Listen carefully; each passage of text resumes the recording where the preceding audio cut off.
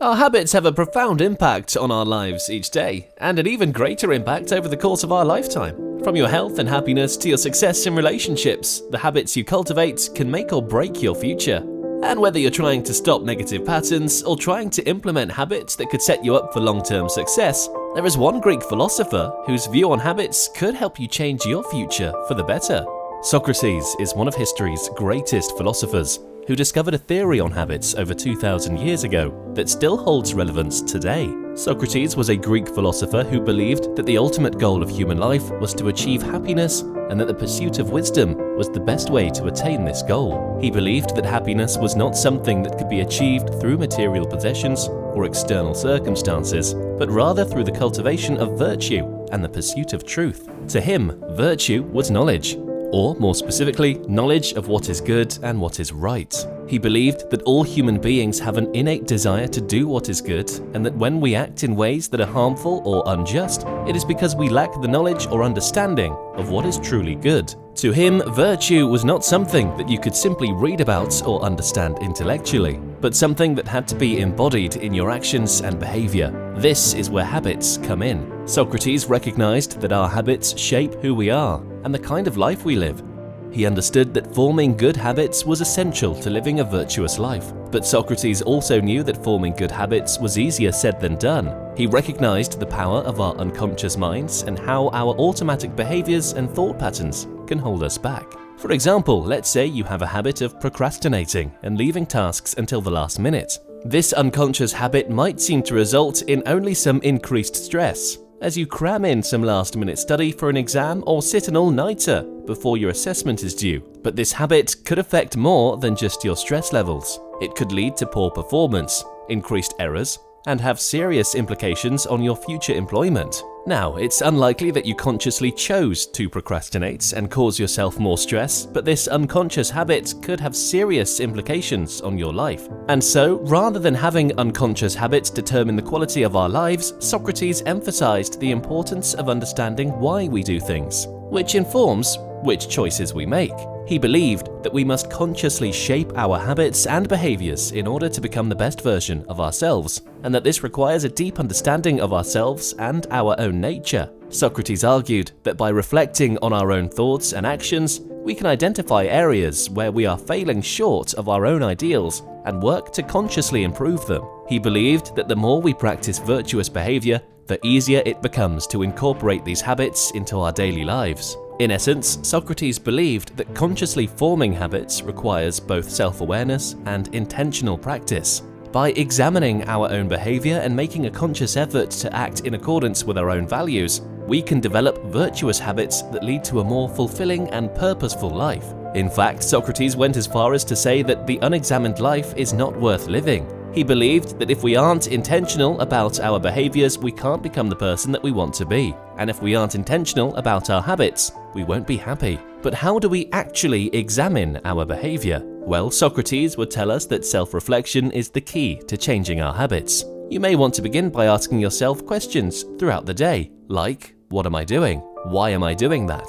What are the consequences of my actions? If this habit continued, what would the result be in 5 years? Or 10 years? By asking these questions, you gain a deeper understanding of your motivations and the impact of your behavior on yourself and others. For example, if you came home from work every day to sit by the TV with a beer in hand and some popcorn, you might begin to ask questions about that habit. What am I doing? I'm enjoying some TV and my favorite snacks. Why am I doing that? Because it helps me to relax and unwind after a long day at work. It's become a routine that I look forward to. What are the consequences of my actions? Well, I'll get some good entertainment and maybe a beer belly. If this habit continued, what would the result be in 5 years or 10 years? Now that I think about it, it's probably not the best thing to do for my health. I'll probably put on some weight. The purpose of self-reflection is not self-condemnation, because we are imperfect beings. But self-reflection is a great tool that enables us to grow in our understanding of our behaviors and habits,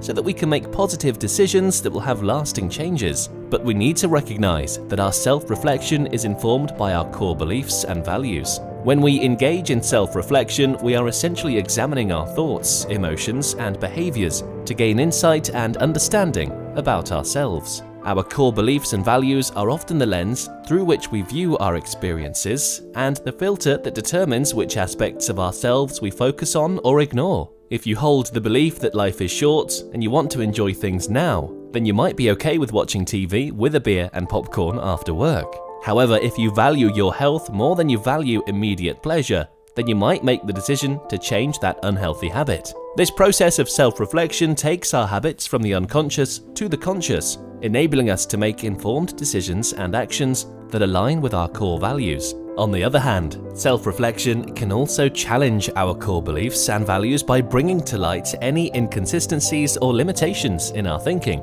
By questioning our assumptions and beliefs, we may be able to expand our perspectives and develop new ways of understanding ourselves and the world around us. In the case of habit formation and self-reflection, examining our core beliefs and values can be particularly helpful in identifying the motivations and underlying drivers behind our behaviours. By understanding why we engage in certain habits, we can begin to make conscious choices about which habits we want to maintain or change. Ultimately, self-reflection can help us align our actions with our values and goals, leading to a more fulfilling and authentic life. Another powerful tool for self-reflection is the practice of keeping a journal, which can be particularly helpful for identifying and understanding unconscious habits. When we write down our thoughts and experiences, we are able to slow down and examine them in more depth, which can help us gain insights and awareness about ourselves. To use a journal for self-reflection, you could start by simply writing down your observations and experiences throughout the day. You might note down any habits that you notice yourself engaging in, as well as any thoughts or emotions that come up in relation to those habits.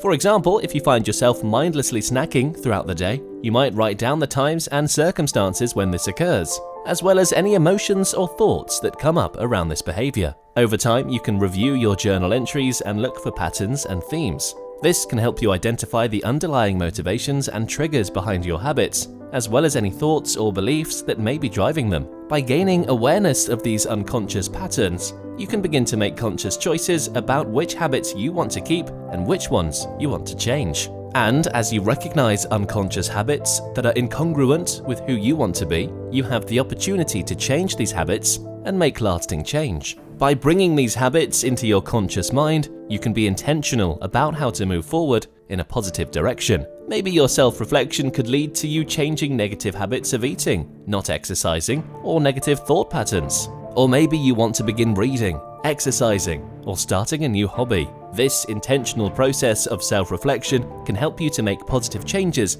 that will change your future. By becoming aware of your habits and changing them for the better, you can become the person who you want to be. A person that knows what they believe and value and acts in accordance with these beliefs. And as Socrates would say, through this intentional process of self-reflection and habit formation, you will ultimately find fulfilment and happiness.